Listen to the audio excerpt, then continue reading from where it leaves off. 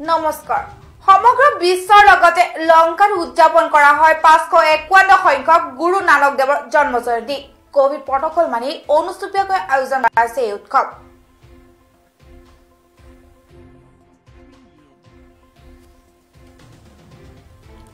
আজি 551 সংখ্যক গুৰু নানক দেৱজী জন্ম জয়ন্তী সমগ্ৰ বিশ্বৰ লগতে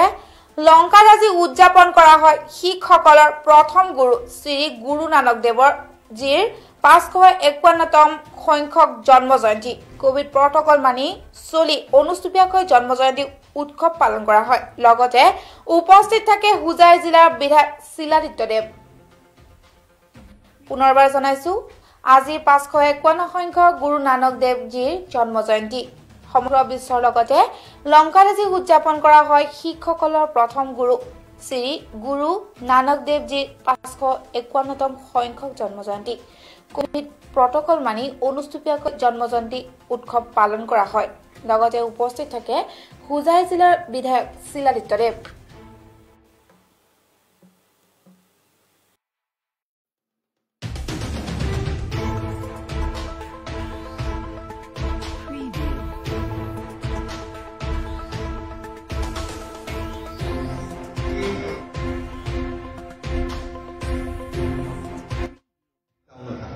বিভিন্ন রাস্তাঘাট ড্রেন 24টা এবার মিস করলে বেয়া কথা হবে আজি প্রায় আমার 24টা ফাউন্ডেশন স্টোন লেইং সেরিমনি আছে লংকা টাউনত বিভিন্ন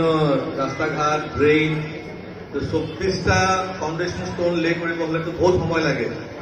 কিন্তু তাৰ মাজতে মই ভাবিছো নহয় আগতে ইয়াতে প্ৰণামটো কৰি লওঁ গুৰুজী তাৰপিছত আশীৰ্বাদ লৈ আকৌ বাকীখিনি কাম কৰিম এইকাৰণে আমি আহিলো আৰু যিটো পৰিস্থিতি যে কৰোনাৰ কাৰণে যেটো আমাৰ মনৰ ভিতৰত এটা ভয় সোমাই আছে আৰু কৰোনা মুক্ত কৰিবৰ কাৰণে আমি সদায় প্ৰাৰ্থনা কৰি থাকো ঈশ্বৰৰ ওচৰত এইকাৰণে আজিৰ দিনটোত এই পবিত্ৰ দিনটোত মই গুৰুজীকো প্ৰাৰ্থনা কৰিছো যে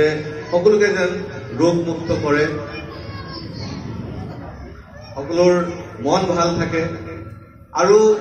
আমি যিখিনি কাম কৰি গৈ আছো তাৰ কাৰণে আপোনালোকৰ আশীৰ্বাদ আছে গুৰুজীৰ আশীৰ্বাদ আছে আমি যেন আৰু ভালকে কাম কৰি যাব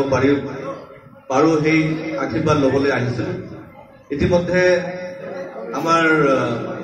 ডেভেলপমেণ্টৰ কামটো চলি আছে অলপ আগতে নাৰ্ছিংজী কলেজে শ্মশানৰ ৰাস্তাটো অলৰেডি হৈ গ'ল আৰু কেইটামান ৰাস্তা আমি আজি ফাউণ্ডেশ্যন ষ্টোন লে কৰিছো চেষ্টা কৰিম যে যিমান সোনকালে ফাণ্ডছবিলাক আহিব ইমান সোনকালে যেন আমি ৰাস্তা ঘাটবিলাক বনাব পাৰো দ্বিতীয়টো হৈছে কি দুৰ্ভাগ্যৰ কথা কাৰণ 5 বছৰৰ ভিতৰতে ইমান বাধা বিঘ্নতা আমি পাবলগীয়া হৈছে একদম কেতিয়াবা আপোনাৰ আন্দোলন হৈ গ'ল কা আন্দোলন তাৰপিছত আপোনাৰ এনআৰচিৰ ইছ্যু আহি গ'ল ফ্লাড আহি গ'ল ফ্লাড বহুবাৰ আহিছে আমাৰ হুজাই সমষ্টিত লংকাত হয়তো ফ্লাড হোৱা নাই কিন্তু আমাৰ হুজাই সমষ্টিত প্ৰায় 7টা পঞ্চায়তত বছৰত এবাৰ এই বছৰতে 5বাৰ এবাৰ মিস কৰলে বেয়া কথা হবে আজি প্ৰায় আমাৰ 24টা ফাউন্ডেশন স্টোন লেইং সেৰিমনি এই খবৰটো সৈতে ষ্টুডিঅ'ৰ পৰা বিদায় লৈছো চাৰিকো প্ৰতিটো মুহূৰ্তৰ খবৰৰ বাবে পিআই নিউজ ধন্যবাদ